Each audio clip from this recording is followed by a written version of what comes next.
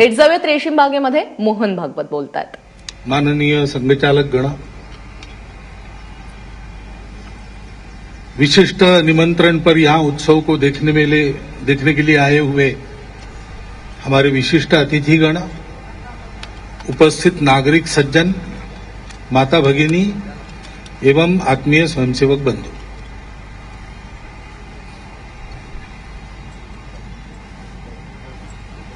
इस वर्ष का अपना विजयादशमी उत्सव अनेक कारणों से अनेक लोगों को विशेष प्रकार का लग सकता है। परिवर्तित गणवेश में पहला ही उत्सव होने के नाते हमारे पत्रकार बंधुओं की नजर उस पर ज्यादा है, तो इसमें कोई आश्चर्य की बात नहीं। ऐसे ही 90 साल पूर्ण करके संघ 91 साल में अब चल रहा है, इसके बाद ये भी किसी किसी को विशेष लग सकता है।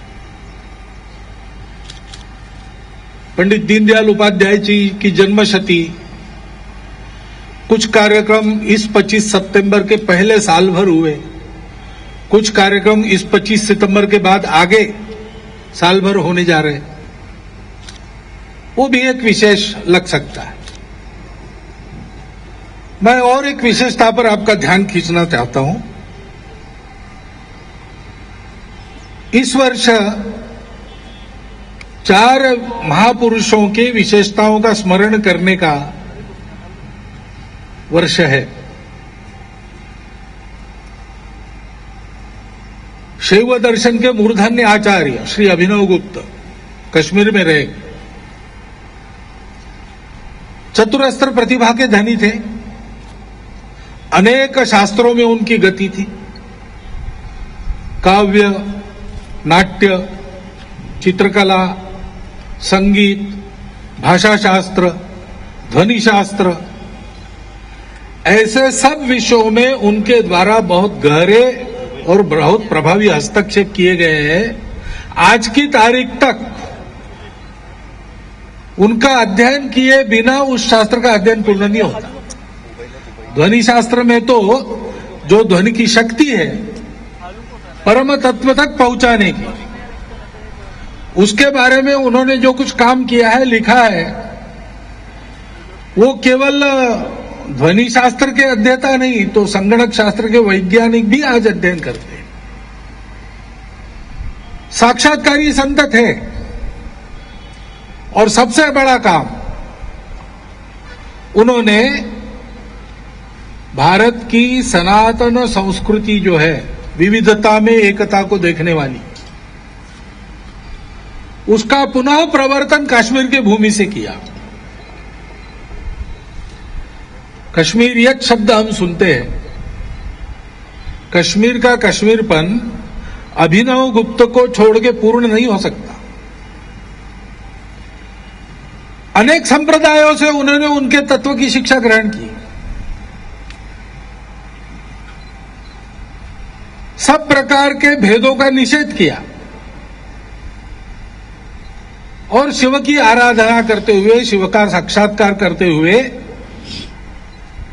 बड़गांव के पास कश्मीर में बीरवा नाम का गांव है, वहां एक गुफा है, भैरव गुफा कहते हैं कि वहां वो शिवत्व में लीन हो गए, शिवरूप हो गए।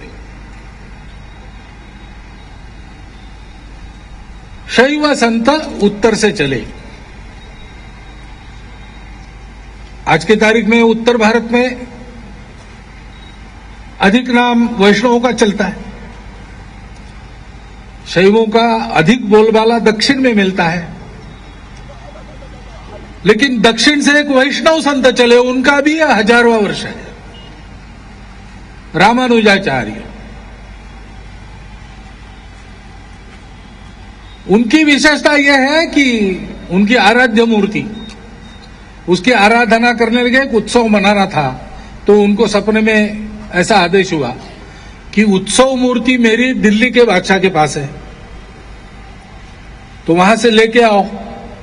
तो गए, पैदल चल के उस जमाने में दिल्ली गए, अपनी बात बादशाह के दरबार में मनवाई और मूर्ति लेकर वापस आए। लेकिन बादशाह के यहां जब वो मूर्ति रही तो बादशाह की लड़की जो थी, कन्या थी, उसका उस मूर्ति से लगाव हो गया, इतना लगाव हो गया कि मूर्ति के पीछे पीछे वो भी दक्षिण में गई। तो उसकी भक्ति को देखकर जहां उस उत्सव मूर्ति की स्थापना हुई, मेलकोटे नाम का स्थान है, वहां उसका भी स्थान बनाया रामानुजाचार्य ने, और अपने आयु के अंत तक वो लड़की वहां हरिभक्त बन के रही। जीवन में सब प्रकार के भेदों का निषेध करते हुए दक्षिण के इस वैष्णव महापुरुष ने और उत्तर के उस शैव महापुरुष ने धर्म का पवित्रतम और सत्य आचरण अपने प्रतिक्षण प्रतिक्षण जीवन में करते हुए हमारे लिए एक संदेश छोड़ा है।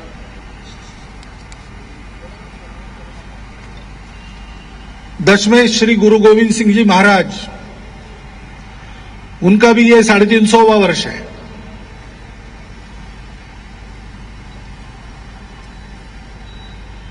धर्म के लिए, देश के लिए, दुनिया के दुखी पीड़ित सताए हुए लोगों के लिए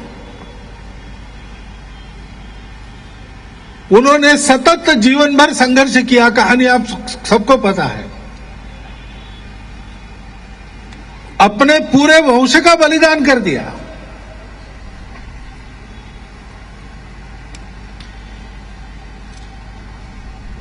हिंद की शान के लिए 4 पुत्रों का बलिदान दिया और सतत संघर्षरत रह के और देश, धर्म, समाज का झंडा ऊंचा करके रखा उन्होंने। उनका दिव्य समर्पण और ये जुझारू वृत्ति इतनी बड़ी थी कि लाहौर के भाषण में स्वामी विवेकानंद ने हिंदू युवाओं को जो उपदेश किया, गुरु गोविंद सिंह जी महाराज के आदर्शों का अनुकरण करने का उपदेश किया। ऐसे ही हम विदर्भ के लोग जिनसे सुपरिचित है, श्री गुलाबराव महाराज, उनकी जन्मशती चल रही है। अंग्रेजों के गुलामी के दिन थे और हम लोग इतने आत्महीन हो गए थे अंग्रेजी विजेताओं की चकाचौंध में और उनके द्वारा हमारे बुद्धि में डाले गए भ्रम के मारे। उस अवस्था में लगभग जन्म से अंध, जन्म के कुछ ही महीने बाद अंध बन गए। लेकिन उस परिस्थिति में भी इतना विस्तृत अध्ययन किया। शुद्ध भक्ति मन में थी। ज्ञानेश्वर महाराज का साक्षात्कार हुआ, उन्हीं से दीक्षा मिली ऐसा कहते हैं। स्वयं को वो ज्ञानेश्वर महाराज की कन्या कहते थे। आध्यात्मिक क्षेत्र में देश विदेश के जो प्रवाह है और विज्ञान के क्षेत्र में भी जो देश विदेश के आधुनिकतम उस समय प्रवाह थे, उन सब का उन्होंने अध्ययन किया। जर्मन, फ्रेंच, अंग्रेजी, कई भाषाओं के ग्रंथ उनको मुखोद्गत रहते थे। कोई संदर्भ आया तो वो कौन से पन्ने पर है, कौन सा परिच्छेद है, सब बता सकते थे। और कहना उनका यह था कि विज्ञान की प्रगति होनी है सत्य तक, और विज्ञान अगर मानवीय बनना है और उसका सार्थक अगर होना है तो अध्यात्म के साथ उसका समन्वय होना पड़ेगा। और भारतीय आध्यात्मिक विचार में इतना सामर्थ्य है, विश्व के सब पंथ संप्रदायों का समन्वय उसके तहत हो सकता है। और इसलिए इस अपने ज्ञान को सीखो, उस पर गौरव करो, उसके स्वाभिमान के आधार पर अपने जीवन की युगानुकूल पुनर्रचना करके विज्ञान की सार्थकता, अध्यात्म आधारित विज्ञान और भारतीय अध्यात्म के आधार पर विश्व भर के पंथ संप्रदायों का समन्वित चलना, इसके लिए जीवन जियो। इन 4 महापुरुषों के संदेश हम सब लोगों के लिए आज बहुत प्रासंगिक है, क्योंकि आज की परिस्थिति जब हम देखते हैं तो ये बातें ध्यान में आती हैं। परिस्थिति में ये तो दिखता है कि अभी जो शासन चल रहा है वो काम करने वाला है, उदासीन रहने वाला नहीं। और जो कुछ योजनाएं उनकी चली है, करने के लिए अपेक्षाएं बहुत है और बहुत कुछ होने को बाकी है, फिर भी जिस ढंग से चले हैं कुछ करेंगे ऐसा विश्वास और अपना देश अच्छा हो सकता है ऐसा विश्वास समाज के मन में पैदा हुआ है और देश धीरे धीरे आगे बढ़ रहा है। इस बात को कोई नहीं नकारता, परंतु हम सब लोग जानते हैं कि दुनिया में ऐसी शक्तियां हैं जो भारत के प्रभाव को नहीं चाहती, क्योंकि भारत बड़ा बनेगा तो दुनिया समन्वय से चलेंगी, भेदों का तिरोधान होगा और जिनके दुकान भेदों पर ही चलते हैं, कट्टरता पर ही चलते हैं, अतिवादिता पर ही चलते हैं, ऐसी ताकतें दुनिया में है जो भारत को आगे बढ़ना देना नहीं चाहती। थोड़ा बहुत उनका प्रभाव भारत में भी निर्माण करने का उनका प्रयत्न रहता है। हमारे यहां के स्वार्थों के कारण उनको पोषित करने वाले भी मिल जाते हैं। ऐसे लोगों को भारत में इस प्रकार के शासन का होना और भारत देश का आगे बढ़ना यह सुहाता नहीं है। हमारी प्रजातंत्र की रीति है। अब प्रजातंत्र में जो सत्ता में नहीं पहुंचे ऐसे विरोधी दल रहते हैं और विरोधी दल शासन की कमियों को ही ज्यादा अधोरेखांकित करते हुए अपनी बात कहते हैं और उसमें कुछ गलत भी नहीं। प्रजातंत्र में बहुसंख्या वाले और अल्पसंख्या वाले जो दल रहते हैं उनके आपस के इस संघर्षण में से ही देश के विकास पथ के लिए एक सर्व सहमति बनती है और शासन की नीतियों की सजग निगरानी भी होती है, समीक्षा भी होती है। यह प्रजातांत्रिक प्रक्रिया है। परंतु हमारे समाज में कुछ दोष भी है। कुछ वर्णन तो हमारे प्रमुख अतिथि महोदय ने कहा, भेद है,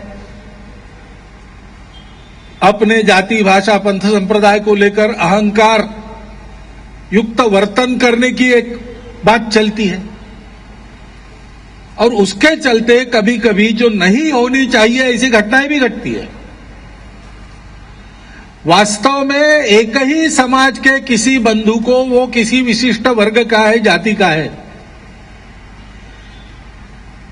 इसलिए अपने जाति वर्ण का अहंकार रखने वाले लोगों के द्वारा अपमान और प्रताड़ना सहन करनी पड़े, ये आज के हम भारतीयों को शोभा न देने वाली बात है, शर्मसार करने वाली बात है। ये बातें होनी ही नहीं चाहिए। देखिए, इतना बड़ा समाज है, इतना बड़ा देश है, कहीं कहीं हो जाती है तो ये जो स्वार्थी शक्तियां है वो उसका लाभ लेना चाहती है।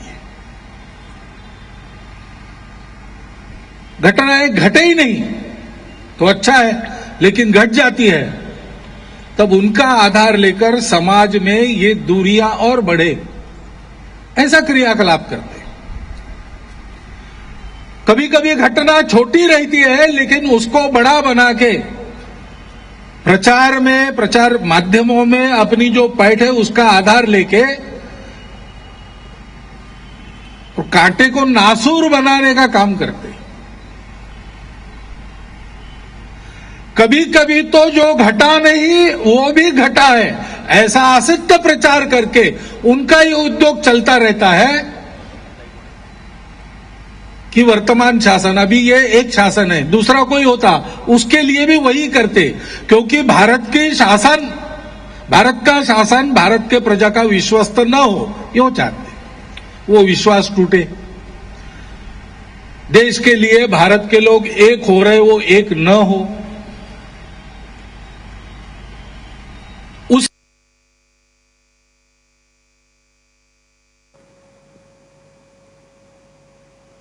और उनका प्रयास रहता है कि हम फिर से जैसे ब्रिटिशों के जमाने में हम अपने आप को तुच्छ मानते थे वैसे बन जाए पड़ेगा कि वो इस छल कपट के चंगुल में न फंसे और इतना दृढ़तापूर्वक उसको एक बनाना होगा कि उसमें इस प्रकार के भेद न रहे लाभ लेने के लिए।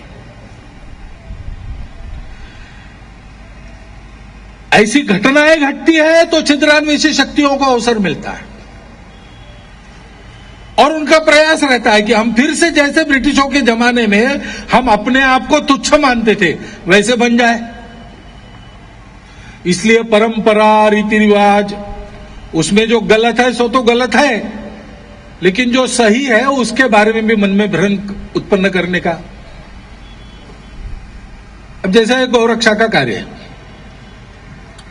देश में अनेक भले लोग कर रहे हैं, संत सज्जन कर रहे हैं। जैन समाज तो पूरा का पूरा गो वंश प्रेमी है, उसकी बहुत बड़ी संस्था और बहुत सारे लोग उसमें लगे हैं। सब लोग समाज के भले नागरिक हैं। गोवंश रक्षण संवर्धन और गोहत्या बंदी की तरफ बढ़ो संविधान के मार्गदर्शक तत्व में ये निर्देश है। बहुसंख्यक किसान हमारे देश में है, उसमें भी छोटे किसान बहुत ज्यादा है, 2-3 एकड़ की भूमि ज्यादा से ज्यादा रखने वाले।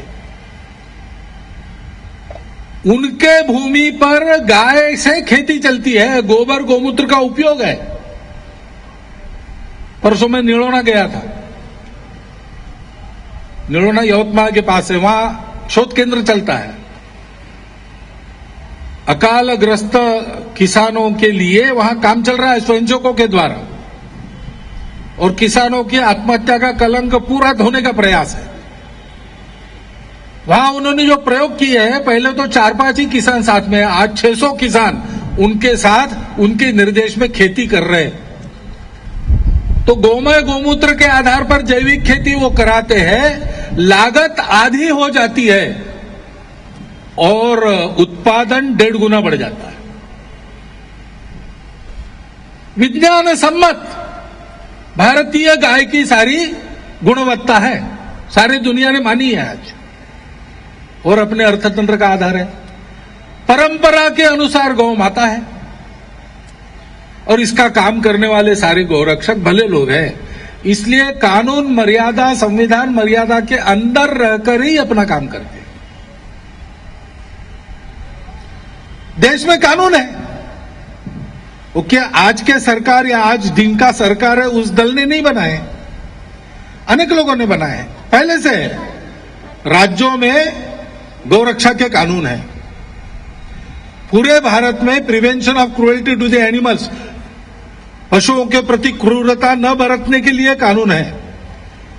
उन कानून संविधान का अमल हो, इसलिए कभी कभी इन गौरक्षकों को कहीं आंदोलन अभियान भी करना पड़ता है।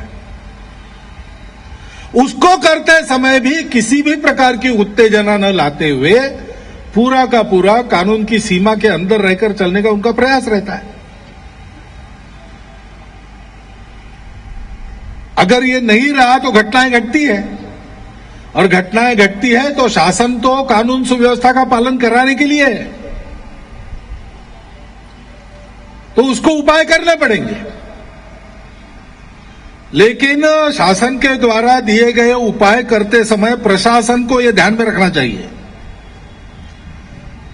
कि समाज में वैमनस्य फैलाने के लिए अथवा स्वयं कानून व्यवस्था को न मानने वाला स्वभाव होने के नाते जो लोग कुछ उपद्रव करते हैं ऐसे विषयों को लेकर, उनके साथ गौरक्षा करने वालों की तुलना हो नहीं सकती। उन दोनों को अलग करके देखना चाहिए। ऐसा न देखते हुए बवंडर खड़े करने का शक्तियों का प्रयास है, उपद्रवी शक्तियों का प्रयास है। उसके झांसे में न आते हुए संविधान सम्मत, विज्ञान सम्मत, परंपरा सम्मत और देश के लिए, देश की जनता के लिए सर्वथा लाभकारी गौ सेवा का, गौ रक्षा का काम करने वालों को उसके नाम पर उपद्रव करने वालों से अलग करके देखना पड़ेगा। समाज में ये बुद्धि जगानी पड़ेगी, प्रशासन में ये बुद्धि जगानी पड़ेगी, क्योंकि जागते नहीं रहे तो खतरे कुछ टले नहीं है। अभी 2014 में शासन में परिवर्तन हो गया इसलिए हम लोग सोने के लिए खाली हो गए, ऐसा नहीं है। समाज को सदैव जागरूक रहना पड़ता है और परिस्थिति भी ऐसी है। विशेषकर जम्मू कश्मीर की चर्चा पिछले दिनों रही, चिंता बढ़ाने वाली परिस्थिति है। संकल्प हमारे नेताओं का पक्का है, ये अच्छी बात है। पहले भी संसद 2 बार प्रस्ताव कर चुकी है और अभी भी बार बार वक्तव्य आए हैं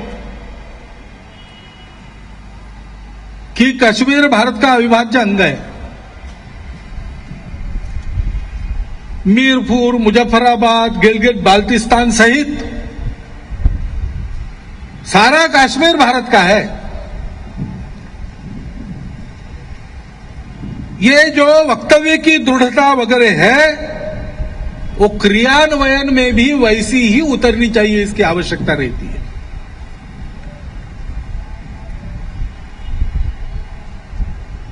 और वहां की कुछ बातें भी ठीक करने की आवश्यकता है। मैं समझता हूं कि इसीलिए कुछ दिन पूर्व हमारे प्रधानमंत्री जी ने कहा था कि जम्मू कश्मीर को विजय के साथ विश्वास की आवश्यकता है। अभी वहां अंदर जो उपद्रव हो रहे हैं या होते थे, अभी बहुत नरम हो गए। उनका क्षेत्र बहुत छोटा है। पूरा जम्मू, पूरा लद्दाख और कश्मीर घाटी का बड़ा भाग इन उपद्रवों से लगभग मुक्त है। वहां पर राष्ट्रीय शक्तियों का बल बढ़े, राष्ट्रीय समाज पक्का हो, इसके लिए काम करने की आवश्यकता है। उपद्रव क्षेत्र में उपद्रव करने वालों को दृढ़ता से निपटना चाहिए, लेकिन ऐसी नीति चलते समय केंद्र और राज्य इनका एक मत, एक नीति चाहिए, एक दिशा चाहिए। यहां दृढ़ता है और वहां थोड़ी सी कोताही है, ऐसे चलेगा नहीं। तो राज्य और केंद्र की नीति में इस प्रकार से समन्वय हो, इसकी आवश्यकता है। बहुत अच्छे प्रशासन के साथ विश्वास देने की आवश्यकता है। विकास के काम होते नहीं, इतना पैसा वहां जाता है, कहां जाता है पता नहीं। लोगों में यह भावना है कि हमको कुछ नहीं। मुख्यमंत्री थे शेख अब्दुल्ला, जो धन जाता है उसका विनियोग ठीक से हो रहा है देखना पड़ेगा। प्रशासन तत्पर हो, स्वच्छ हो, पारदर्शी हो। राज्य सरकार को इसको देखना पड़ेगा। अनेक प्रश्न लटके हुए हैं। विभाजन के समय और जो पाकिस्तान में गया वो क्षेत्र, वहां से विस्थापित होकर लोग आए, हिंदू आए, कश्मीर में आके कुछ दिन रुके, फिर अन्य अन्य प्रांतों में जाने का उनका विचार था। उस समय मुख्यमंत्री थे शेख अब्दुल्ला। उन्होंने भाषण में कहा कि आप लोगों को कहीं जाने की जरूरत नहीं, आप यहीं रुको, हम आपको बसाएंगे। तो बेचारे रुक गए। अभी तीसरी पीढ़ी है, उनको राज्य की नागरिकता के अधिकार नहीं है, वहां पर उनके लिए रेशन कार्ड नहीं है, वहां पर उनके लिए नौकरी नहीं है। कितने दिन राह देखनी है।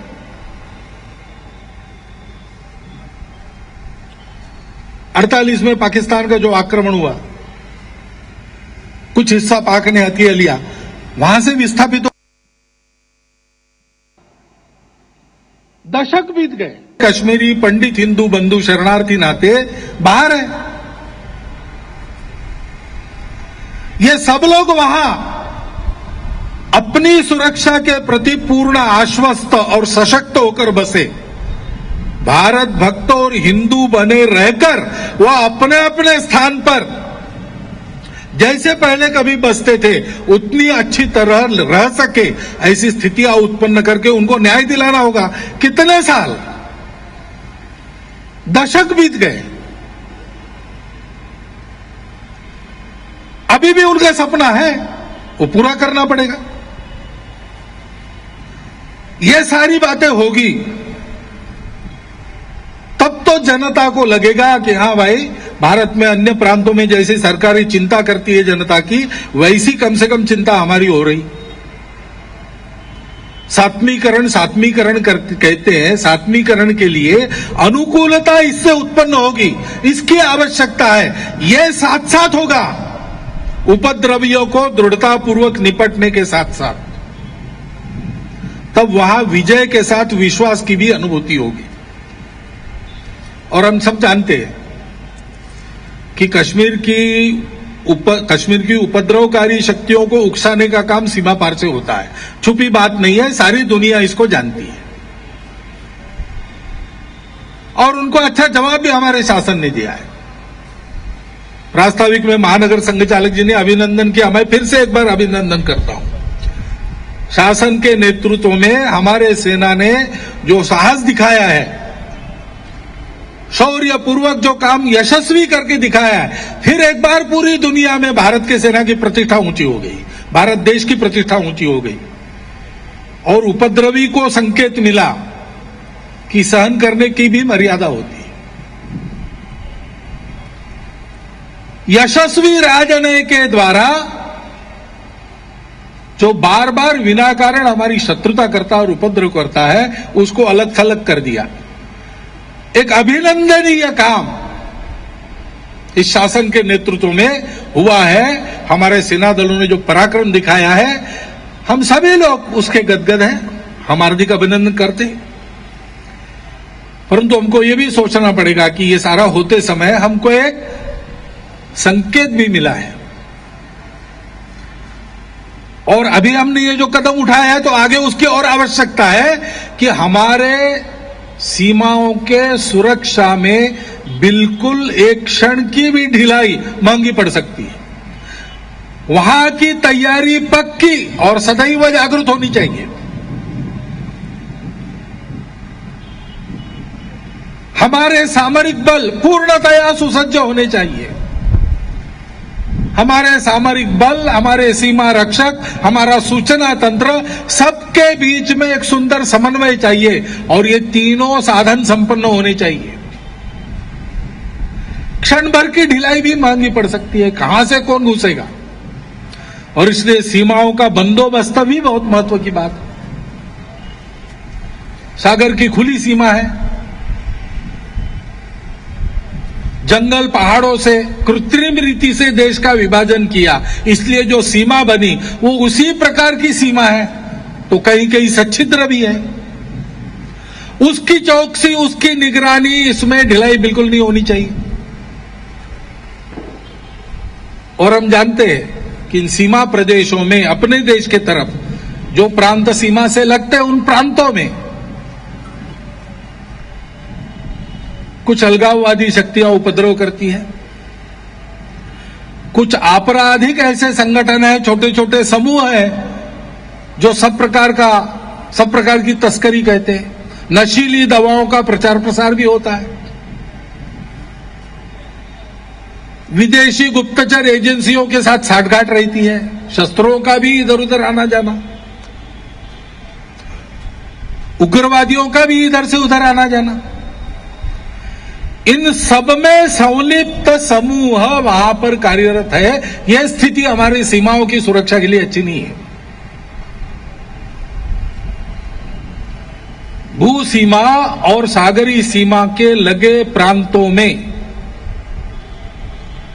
हम लोगों को, समाज को, प्रशासन को और शासन को, तीनों को ऐसे तत्पर रहना पड़ेगा कि वहां किसी प्रकार की गड़बड़ी करना संभव नहीं होगा उपद्रवी शक्तियों को। घुस के चले आते हैं अंदर तक, कैसे हो सकता है? कौन उनको लेके आते हैं? देखकर भी कौन नहीं बताते हैं। ये जो सारी बातें होती है उसका उपाय एक ही है, ऐसी गतिविधियों को भी उन प्रांतों से निकाल देना, समाप्त करना, शासन, प्रशासन, समाज तीनों की कड़ी निगरानी इसके लिए आवश्यक है। सीमा सुरक्षा का काम चलना चाहिए। संघ के स्वयंसेवक सीमाओं के लगत के प्रांतों में इस दृष्टि से समाज को जोड़कर उसका मनोधैर्य बनाए रखने वाले अनेक सेवा के काम चलाते हैं। सीमा रक्षक दलों में और वहां के समाज में अच्छा संबंध प्रस्थापित हो, एक दूसरे को मदद हो, इस प्रकार का वातावरण बनाने का प्रयास करते हैं। शासन प्रशासन को भी इस ओर से प्रयास करने पड़ेंगे और इसमें राज्य सरकारों का सहयोग भी आवश्यक रहता है। हमारे यहां सब काम चलेंगे। शासन कहने से केवल केंद्र शासन नहीं होता, हमारी संघ राज्य व्यवस्था है। बहुत सारे विषय राज्य सरकारों के हाथ में रहते हैं। संविधान में कहा गया यूनियन ऑफ स्टेट्स, उस प्रणाली का हमने स्वीकार किया, उसको चला रहे, अच्छी बात है। लेकिन ये यद्यपि ये कहा गया है, किसी को ये भूलना नहीं चाहिए कि हम युगों से एक जन एक देश रहे हैं और संविधान का उद्देश्य है कि जो भी व्यवस्था हमने अपनाई हो उस व्यवस्था के जरिए उसको ऐसा ही एक जन एक देश एक राष्ट्र बनाए रखना। तो अपने राज्यों के स्वार्थों के लिए, राज्यों में शासन करने वाले अलग अलग दल होते हैं, तो अपने दलीय स्वार्थों के लिए कुछ तो करना ही पड़ता है, तो करें, लेकिन एक मर्यादा का पालन हो। हमारे मन वचन कर्म से हमारी यह सनातन एकता जो है, जिसको संविधान में इमोशनल इंटीग्रेशन कहा गया है, वो इंटीग्रेशन वाला इमोशन खतरे में न पड़ जाए। कई मामलों में आपस में विवाद चलते हैं, उसके निपटारे का एक तंत्र भी है, उसको मान के चले। विवादों के चलते जनता एक दूसरे के विरोधी होके खड़े हो, ऐसा हमने कभी नहीं करना चाहिए। इस मर्यादा का पालन करना चाहिए। देश का स्वार्थ सबसे ऊपर है, क्योंकि अपने देश के स्वार्थ में दुनिया का स्वार्थ है। अपने देश का स्वार्थ, भारत का स्वार्थ हमारे लिए सर्वोपरि स्वार्थ है। मेरे व्यक्तिगत स्वार्थ से लेकर तो मेरे समूह के स्वार्थ तक सबकी बलि मैं देश के स्वार्थ के वेदी पर चढ़ा सकता हूं और चढ़ाऊंगा। ये मन में भावना रखकर राजनीतिक दलों के क्रियाकलाप चलने चाहिए। ये सारी छोटी मोटी बातें ऐसी चलती है, उसमें माध्यमों की भी एक भूमिका रहती है। अब ये बात तो ठीक है कि कुछ मिर्च मसाला न हो, सनसनी न हो, तो पढ़ने देखने की रुचि लोगों की कम हो जाएगी, तो देखना पड़ता है। लेकिन इतना ना मोह करें हम उसका कि जिससे कोई बवंडर खड़ा होकर समाज में ही दो फाड़ उत्पन्न हो। पहले से अभी हम सब भेदों को मिटा नहीं पाए हैं।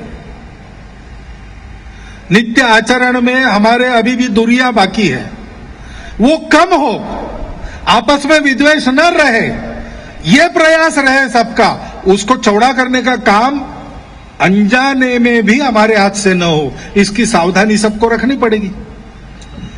और इसके लिए समाज को भी प्रबोधन देना पड़ेगा, दायित्व देना पड़ेगा।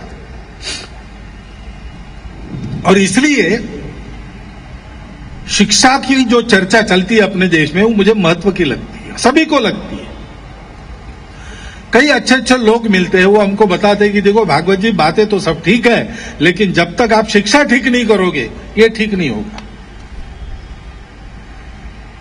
जो बातें सुनता हूं, लगता है सारे देश में लोग चाहते हैं शिक्षा के बारे में, शिक्षा का स्वरूप कैसा हो, शिक्षा का प्रयोजन क्या है, एक सहमति है। शिक्षा जिसको मिलती है वो एम्प्लॉयबल हो जाए, रोजगार योग्य रहे, स्वावलंबी होकर अपना जीवन चला सके, अपने परिवार को पाल सके, स्वाभिमानी भी रहे।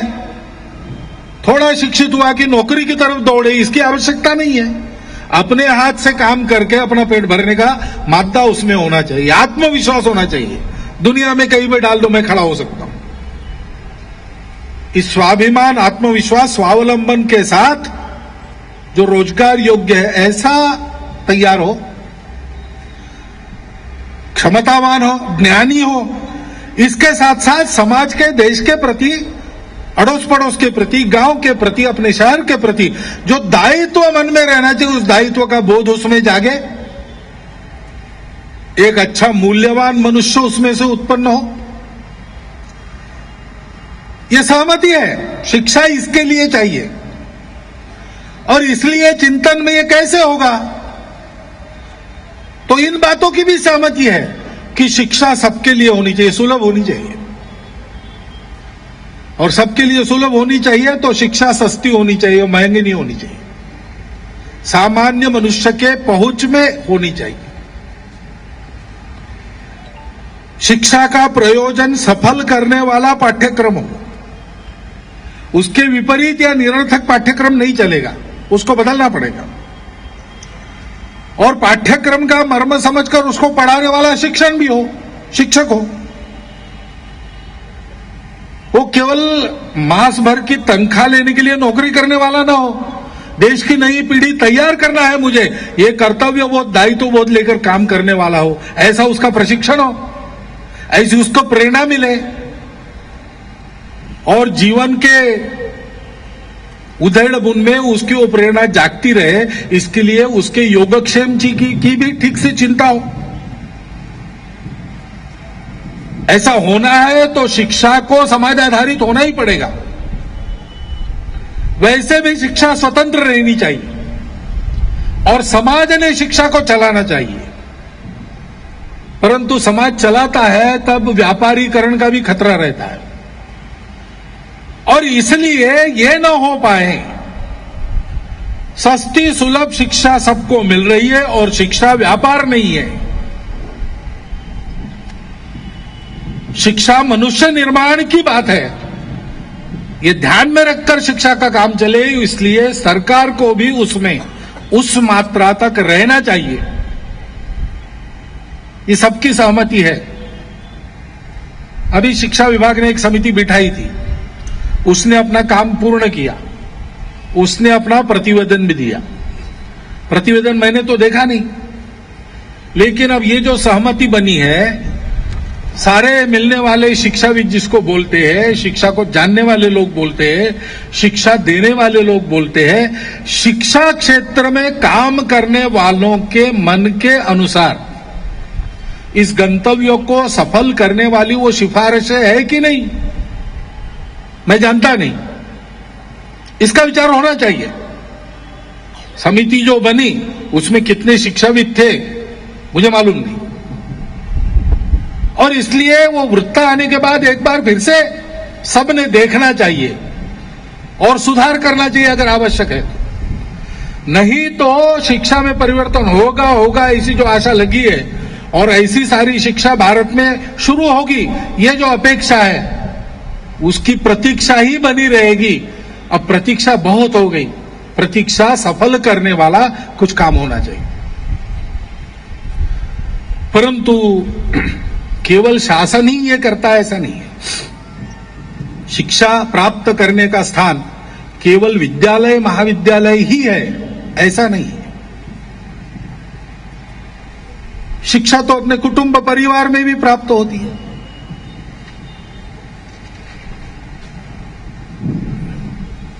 कुटुंब और परिवार समानार्थी, लेकिन मैं मानता हूं कुटुंब यानी जो रिश्तेदार है, ब्लड रिलेशंस, और परिवार यानी संबंधित सब, जो हमारे रिश्तेदार है वो भी। और रोज हम अपना काम करते हैं तो हमको कई लोगों का सहारा लेना पड़ता है। कपड़ा धोने के लिए लॉन्ड्री चाहिए, बाल बनाने के लिए केश कर्तनालय चाहिए, सफाई करने वाली कोई आती है, बर्तन मांजने वाली कोई आती है।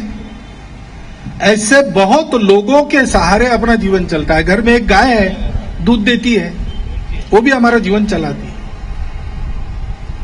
कुत्ता पाला है, रखवाली के कुछ काम आता होगा, मनोरंजन के काम तो आता ही होगा, उसके सहारे भी अपना कुछ जीवन चलता है। इनके प्रति व्यवहार कैसे रहना, इसकी शिक्षा हमारे बालकों को मिलती है। साल में एकाध कोई पर्व त्योहार अपने घर में हम ऐसा कहते क्या, करते क्या कि हमारे नित्य जीवन को चलाने वाला समाज का भी जो वर्ग है, जो व्यक्ति है, उनके परिवार से उनको हम अपने घर में बुलाएं, यथोचित आदर सत्कार करें। साल में एक आध बार हम भी उनके यहां जाए, कैसे रहते, क्या रहते, देखें, हालचाल पूछे। ये शिक्षा अगर घर में मिलनी है, समाज की संवेदना इस प्रकार बनानी है, तो क्या घर में ऐसी चर्चाएं हम अपने परिवार के जन सब मिलके करते हैं? घर में बालकों का बड़ों के साथ संवाद होता है? जीवन का उद्देश्य क्या है, क्यों जीना चाहिए? अपने घर में क्या क्या होना चाहिए, क्या नहीं होना चाहिए? विवेकानंद का चित्र होना चाहिए, और कोई चित्र है जो और जगह लगता होगा, हमको नहीं चाहिए अपने घर में। ऐसी एक सहमति विचार पूर्वक बनाने के लिए जो सतत संवाद चलना चाहिए। हमारे पूर्वजों ने क्या अच्छा किया, हमारे कुल के पूर्वजों में हमको कैसा बनना है। रोज अपने लिए काम करते, रोज समाज के लिए कितना काम करते हैं, रोज अपने लिए खर्चा करते, रोज समाज के लिए कितना खर्चा करते हैं। ऐसे प्रश्न और कृति द्वारा उनके उत्तर ढूंढने की प्रेरणा उत्पन्न हो, ऐसा कोई संवाद अपने कुटुंब में चल सकता है क्या, चलता है क्या? ये काम करने वाले अनेक लोग हैं। संघ के स्वयंसेवक भी कुटुंब प्रबोधन नाम की गतिविधि चलाते हैं, अनेक संत महात्मा भी ये काम करते हैं, अनेक अन्य संस्थाएं भी ऐसे उपक्रम करती है। लेकिन इसके लिए भी हमको बाहर से किसी को आना चाहिए कि संस्था को आके हमारे परिवार में सुधार करना चाहिए? बिना किसी की राह देखे हम तो आज विजयादशमी के शुभ मुहूर्त पर इसको प्रारंभ कर सकते हैं। करना चाहिए, उसकी आवश्यकता है, क्योंकि हमारे संस्कार, आचरण, व्यवहार, दायित्वबोध आदि की शिक्षा मिलने का पहला स्थान तो कुटुंब है, परिवार है। वहां से यह काम प्रारंभ होना चाहिए। और ऐसे ही तरह तरह के सामाजिक उत्सव, उपक्रम, जो सार्वजनिक उत्सव होते हैं, ये सार्वजनिक क्यों हुए? गणेश जी की पूजा प्रत्येक घर में होती थी, लोकमान्य तिलक ने इनको सार्वजनिक किया। क्यों किया? समाज प्रबोधन के लिए किया। सार्वजनिक दुर्गा पूजा क्यों प्रारंभ हुई? समाज में कुछ जगाने के लिए प्रारंभ हुई।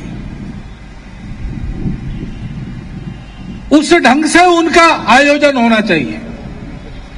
केवल डीजे लगा दिया 24 घंटा और बहुत अच्छा डेकोरेशन किया, साज सज्जा की, इसे नहीं चलेगा। उसका उद्देश्य नहीं है। देवता को जिस पवित्र वातावरण में हम रखना चाहते हैं, वो पवित्र वातावरण उससे नहीं बनता है। समाज के हृदय के अंदर जिस पवित्रता का और ज्ञान का निर्माण हम करना चाहते हैं, उससे नहीं होगा। इसका भी काम अनेक लोग कर रहे हैं। अनेक गणेश उत्सव मंडल ऐसी व्याख्यान मालाएं चलाते हैं, दुर्गा पूजा वाले चलाते हैं, अनेक अच्छे अच्छे उपक्रम करते हैं, उस निमित्त स्पर्धाएं करते हैं तरह तरह के कौशलों की। सब नहीं करना चाहिए, ये बात जग रही है समाज में। वर्ष प्रतिपदा का परंपरागत उत्सव सार्वजनिक रूप से संपन्न करने के लिए जो उपक्रम चले आजकल, उनको देखते तो ध्यान में आता है कि ये चाहिए। इसमें से भी शिक्षा मिले, समाज का वातावरण सत्यम शिवम सुंदरम बने, इसकी इच्छा है समाज को, करना चाहिए। इस दृष्टि से अनेक नए उपक्रम भी शुरू हुए। योग दिवस शुरू हो गया, वृक्षारोपण शुरू हो गया। इसमें भी उत्साह से समाज लग रहा है, क्योंकि इस प्रकार का वातावरण चारों ओर हो, ये अंदर से सबको लगता है। करने वाला कौन है?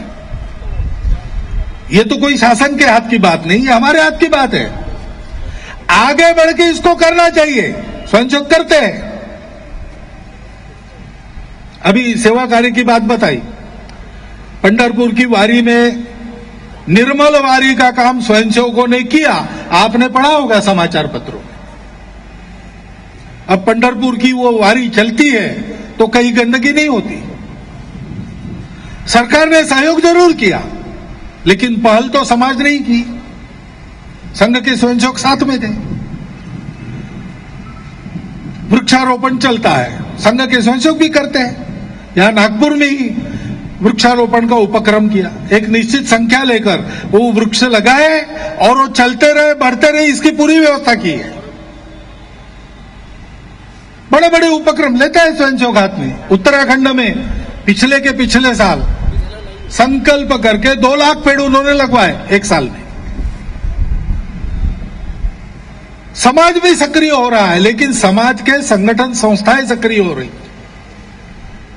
हम सामान्य लोग भी नित्य इस विचार को ध्यान में रखकर इनमें सहभागी होना, इसमें बरतना, ये करते हैं कि नहीं, वो करने की आवश्यकता है। क्योंकि आखिर समाज जागरूक हो, संगठित हो तो नीतियां सफल होती है, तो प्रशासन कड़ाई से लागू हो सकता है। समाज अगर इसको नहीं चाहता हो, असंगठित हो, भेदों और स्वार्थों से ग्रस्त हो, तो इनका आधा बल वैसे ही कम हो जाता है। इस समाज को एक करने के लिए करना पड़ेगा। हमारा समाज विविध प्रकार से है, लेकिन भारत की, हमारी उर्दू में जिसको तासीर कहते हैं, तासीर है, ये हमारी सनातन प्रकृति है और इसलिए हमारी संस्कृति है विविधता में एकता को देखने की। युगों से भारत विविधता को एक साथ लेकर चल रहा है।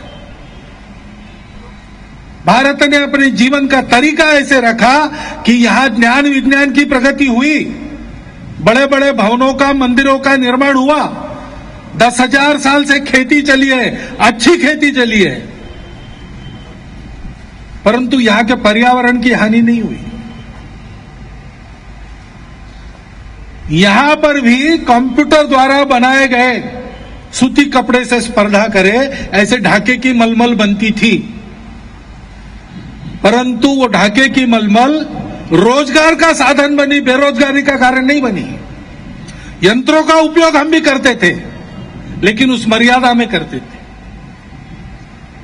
सबके साथ समन्वय रखकर, सबको साथ लेकर, सबका स्वीकार और सम्मान करते हुए कैसे चलना, इसी का नाम तो भारत की संस्कृति है, यही हिंदू संस्कृति है, सदियों से चली आ रही।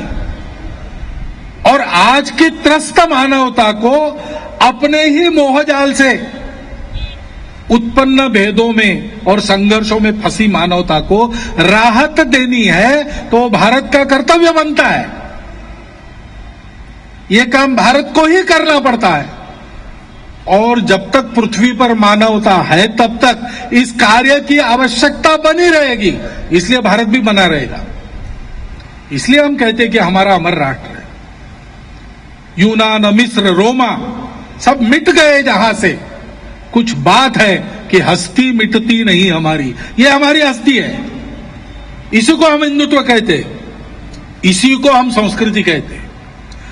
आज के युग के अनुसार उसको आकार देना पड़ेगा, उसके आचार धर्म को बदलना पड़ेगा। आज कब कैसा क्या कहां करे, इसकी चिंता करनी पड़ेगी। अपने आचरण से उसका उदाहरण रखना पड़ेगा। सामाजिक समरसता का आचरण श्री अभिनव गुप्ता और श्री रामानुज का संदेश देता है। वैसे विदेशी कुप्रभावों से, दासता के प्रभावों से मुक्त होते हुए, अपने आत्मविस्मृति से मुक्त होते हुए, अपने पास जो श्रेय है उसको पहचान कर उसका युगानुकूल आविष्कार करने के लिए पुरुषार्थ करना, ये स्वर्गीय गुलाबराव महाराज का संदेश है। हम अपने विचारों के आधार पर युगानुकूल नीति का निर्माण करें। हमारे मन में स्वगौरव, इस प्रकार का विचार करेंगे तो सारी दुनिया को आवश्यक राहत हम दे सकेंगे। शासन भी ऐसा विचार करे। अनुकरण किया इधर उधर का, उससे काम नहीं होता। हमारा अपना देश है, उसकी आज की स्थिति है, उसका एक भूतकाल है जो सदैव उसके साथ रहता है। अपने विचारों के आधार पर अपनी परंपरा को युगानुकूल बनते हुए, और दुनिया विज्ञान ज्ञान में बहुत आगे गई है, उसका सब आधुनिक देशानुकूल करते हुए लेना। पंडित दीनदयाल जी भी यही करते थे। ऐसी नीतियां शासन को बनानी पड़ेगी। उन नीतियों को तत्परता से, अचूकता से, पारदर्शिता से लागू करने का काम प्रशासन का रहता है, परंतु इन सबका सजग सहयोग हो, और आवश्यक है तो सजग नियमन भी हो। ये काम किसका है? पूरे देश का स्वामी जो प्रजा है, जो समाज है, उसका है। तीनों का ऐसा सुंदर सहयोग चलता है, तब देश को परम विजय की प्राप्ति होती है। समाज को ऐसे तैयार करना पड़ेगा, शासन अपना काम करेगा, प्रशासन को ऐसे चलाएगा, समाज कैसे रहेगा? हम सबको उसके लिए मेहनत करनी पड़ेगी, क्योंकि वही शासन में व्यक्ति भेजता है, वहीं से शिक्षित होकर प्रशासन में व्यक्ति जाते हैं। और इसलिए समाज को ठीक करना ये बहुत कठिन बात है, लेकिन ये अनिवार्य है, ये कर्तव्य है, करना पड़ेगा। कठिन है इसलिए टलेगा नहीं।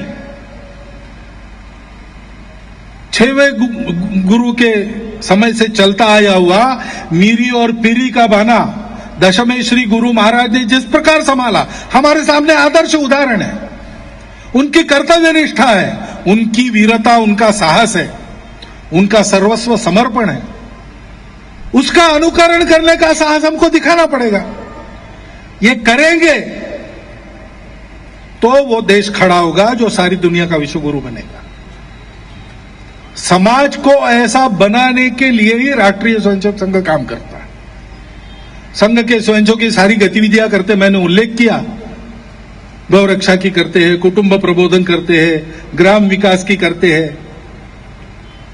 इन सब गतिविधियों से समाज में आचरण का वातावरण बने, इसलिए व्यक्ति व्यक्ति को जोड़ना, अपने हृदय से भेदों और स्वार्थों सा कलुष पूर्णतः हटाकर वो अपने पवित्र मातृभूमि के भक्ति के लिए सद्गुण संपन्न बने, ऐसी शाखा की साधना उससे करवाना।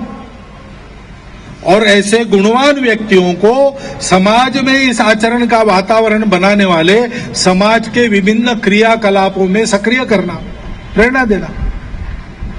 लोक संपर्क, लोक संस्कार, लोक व्यवस्था, श्रीमद् भगवद गीता में जिसको लोक संग्रह कहा गया है, वो लोक संग्रह का काम यानी हिंदू संगठन का काम संघ करता है।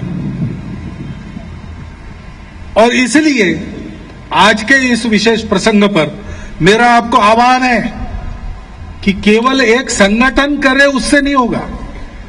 ये ठेके पर देने वाला काम नहीं है। संघ भी ये चाहता नहीं कि संघ समाज में एक अलग संगठन बना रहे। संघ चाहता है सारे समाज में संघ हो। हमारे प्रमुख अतिथि जी ने और बहुत सी बातें कही, संघ के स्वयंसेवकों ने क्या करना चाहिए। संघ कैसे करता है? संघ सरकार को नहीं पकड़ता।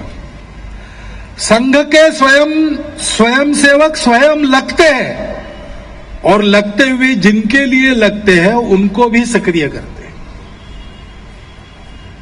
संघ के स्वयंसेवक सिंहत्व की अनुभूति देते हैं।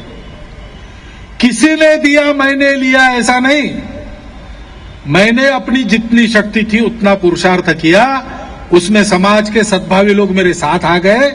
अब मैं लेने वाला नहीं रहा, अब मैं देने वाला बन गया हूं। ये अनुभूति संघ जहां सेवा करता है वहां मिलती। उस पद्धति से संघ काम करेगा, कर रहा है। सामाजिक समरसता के क्षेत्र में सर्वेक्षण किया, बहुत किया। अभी मध्य भारत में सर्वेक्षण किया, 9000 मध्य भारत यानी आज के मध्य प्रदेश राज्य का एक भाग है, मालवा और महाकौशल छोड़ के। उस प्रांत ने 9000 गांवों में सर्वेक्षण किया। ध्यान में आया कि 30% गांवों में अभी भी पानी के स्थान उसमें भेदयुक्त आचरण होता है।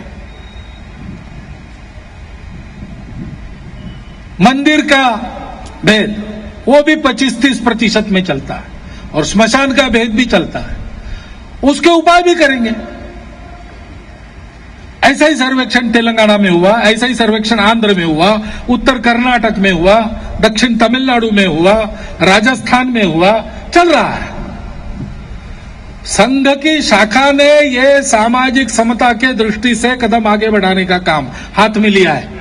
शाखाएं अपने अपने गांव में, अपने अपने मोहल्ले में नागरिकों से बातचीत करेगी, उनका मन बनाएगी। देर लगेगी, लेकिन ये भेद समूल नष्ट स्वयंसेवक करेंगे और ऐसे हमारे समाज के बांधवों को दुरावस्था में राहत देने का भी काम करेंगे, करते। शासन प्रशासन की अनेक योजनाएं रहती है, क्रियान्वित नहीं होती। वो क्रियान्वित हो इसलिए उनको साथ में लेकर प्रयास स्वयंसेवक कर रहे हैं, करेंगे। अभी यहां महाराष्ट्र में यमगरवाड़ी में भटके विमुक्त लोगों के लिए यानी नोमैडिक ट्राइब्स के लिए काम चलता है। उनको जाति का प्रमाण पत्र नहीं मिल रहा था, हमारे लोगों ने लगकर उनको ही आगे किया, काम उन्होंने ही किया, हम लोग साथ रहे। जहां उनको कठिनाई आती थी हम मदद करते थे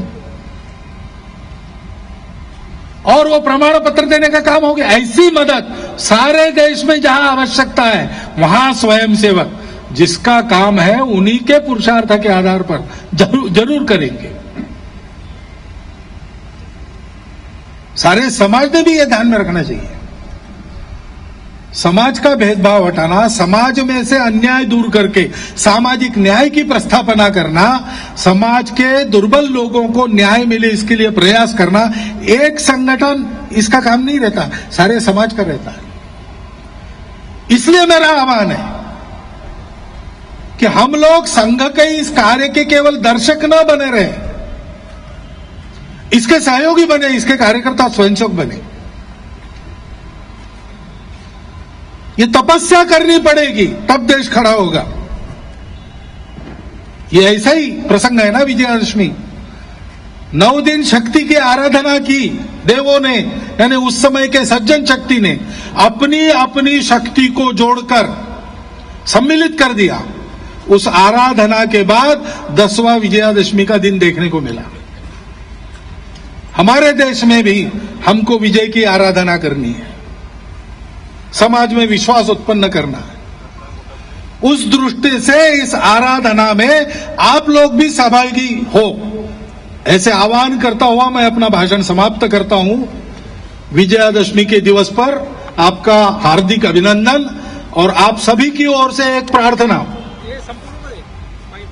देह सिवा बरु मोहि यही शुभ कर्मन ते कबहू न टरो, न डरो अरिसो जब जाय लरो, निश्चय करी अपनी जीत करो, और सिख हो आपन ही मन को, यह लालच हो गुण तऊ चरो, जब आव की औध निदान बने, अति ही रण में तब जूझ पर। निरंतर प्रयास करने वाले गुरु गोविंद सिंह जी महाराज रहते थे। कहते हैं देवी को, हे शिवा मुझे ऐसा वर दो, मैं शुभ कर्मों से कभी भी टालम टोल न करूं, शुभ कर्मों में लगा रहूं, संकटों से शत्रुओं से बिना डरे संघर्ष में उतरूं, और उतरूं यानी निश्चय पूर्वक जीतने की विजिगीषा मन में लेकर संघर्ष को करूं। तुम्हारा शिष्य, तुम्हारा अनुसरण करने के लिए, तुम्हारा भक्त बनने के लिए मेरे मन में सदैव तुम्हारे गुणों का ही स्तवन हो। ये सारा संघर्ष मैं करूंगा, द्वेष रख के नहीं करूंगा मन में, तुम्हारी भक्ति मन में रखकर ये करूंगा। और ऐसा करते करते जीवन के आखिरी क्षण तक, जीवन की आखिर मेरी रण में लड़ते लड़ते हो, ऐसी मांग गुरु गोविंद सिंह ने मांगी। अपना जीवन ऐसे जिया, देश एक बहुत बड़े संकट से उबर गया, धर्म की रक्षा हुई, गौ की रक्षा हुई, समाज टिक सका उस आंधी में। हमको भी ऐसे परिश्रम करने पड़ेंगे, और इसलिए आप सभी की ओर से इस प्रार्थना को करता हुआ मैं अपने 4 शब्द समाप्त करता हूं।